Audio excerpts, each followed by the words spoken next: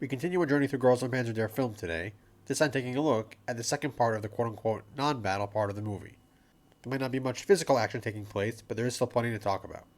This week's video is brought to you by my upcoming original manga, Amaranth Angels. You anime girls, starfighters, and exciting space battles in a fun space adventure. Written by a Girls and Panzer fan, for other fans of Girls and Panzer and the military moe genre in general. The full first volume will be out this year, and they now have a pre-order store live for anyone who missed the Kickstarter campaign. Now, onto the video.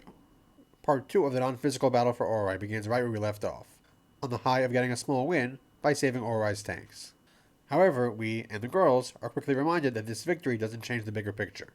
Their school is still closed, and the carrier is being taken away for scrapping. So the tone shifts to a somber one again, as we, and the Senshiro team, say goodbye to the carrier, for it might be the last time. Though we at least get one last glory shot of her beforehand.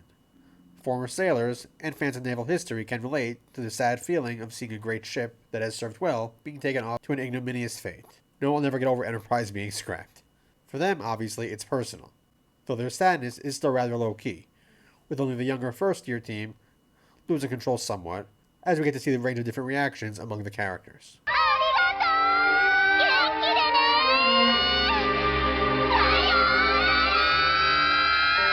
However, as painful as this is for them, life goes on, and they've got a long, quiet bus ride to their new lodgings.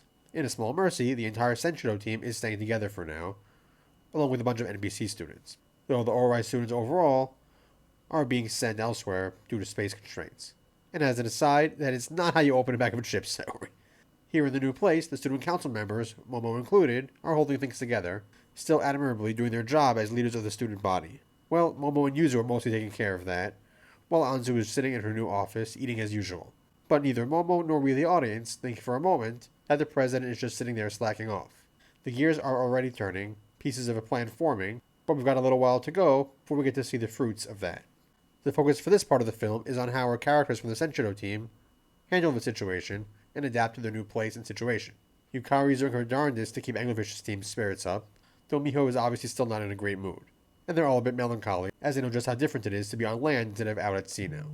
Fortunately, it's time for another shot in the arm, as Saunders once again flies in, probably violating a whole bunch of ATC regulations in the process, to deliver Oarai's tanks as promised. For the second time, they help flip the tone, as they raise everybody's spirits. Now everyone from Oarai's Senshiro team is together again. And once more, we're shown Saunders' wholesome competitive spirit. The only thing they want from Oarai in return is for them to keep practicing Senshiro for when they meet in battle again. It is also worth noting that some of our Oarai girls aren't here for this moment. The Morals Committee, deep in their depression, and the gamers who are, as we'll soon see, in their training arc. On the other side of things is the poor Morals Committee. While the Student Council, despite their thoughts about finding a way out of this, note the Oarai victory flag in the office, which signifies that they haven't given up, is making sure that they do their regular jobs, Sodako and her clones have basically given up. Too depressed to carry on, they've undergone a complete role reversal and have become hilariously exaggerated delinquents. Even when forced to do the usual tasks, like roll call, they do the most half-assed job possible. Character stuff aside, it's a nice little humorous bit to provide a bit of levity to a heavier part of the film. In another demonstration of how well Girls and Panzer writes even secondary characters, we get some brief scenes showing how a bunch of the other teams are spending their downtime. And they're all handling this as well as can be expected, while not just being idle. Life goes on after all. Whether training in some form or fashion, as we see with Anteater Team, Hippo Team, and Leopon Team, or just finding ways to stay busy and positive, like Duck Team and Rabbit Team, we're reminded of their proactive, determined spirit that helped them win the last tournament as massive underdogs. Even if this is the end of their school and team, they're going to make the best of it. It's just very refreshing to see, and of course reminds us of what's at stake here for everybody in this down moment. Even the Mallards, in their depression, still took their tank to get their snacks. So that kind of counts as some training, right? After checking in with them, though, we check in again with our protagonist Miho as she silently just looks up at the night sky. You don't need dialogue or internal monologue, or even flashbacks, to understand what she's thinking here. Her worries about the future, regarding her school, her friends, and Senshiro, which she had just started to enjoy again. Where can they go from here, given that it seems they're out of options? She's not totally despairing, but definitely melancholy. Fortunately, here's where things start to shift in a positive direction again. We pick up in the morning with the Anglerfish team riding their tank to town, and use the opportunity for a bit of exposition, including foreshadowing Miho's upcoming visit home, a trip she's not really looking forward to. Again, they're making the best of this and staying in positive spirits, given that, at the moment, there isn't much they can do to change things. As they chat, though, we hit this symbolic turning point, as Miho spots the sign for the Boco Museum. Boco as a concept might be worth a separate video of its own at some point in the future, but for now what's important is that he's a central piece of symbolism here, as Miho, temporarily at least, brightens up and forgets about their current troubles when she sees the museum, despite its abandoned, dilapidated state. The state of the museum is not coincidence, however, nor is it just to provide Alice with a reason to fight hard later. Rather, Boco, and by extension the Boco Museum, is Oarai. This isn't some new idea, I'm sure plenty of others are aware of this, but it deserves some talk. Right here in particular, the dilapidated museum can't be anything other than a representation of Oarai's schoolship. Basically abandoned, condemned, falling apart, with seemingly no hope for a way to save it.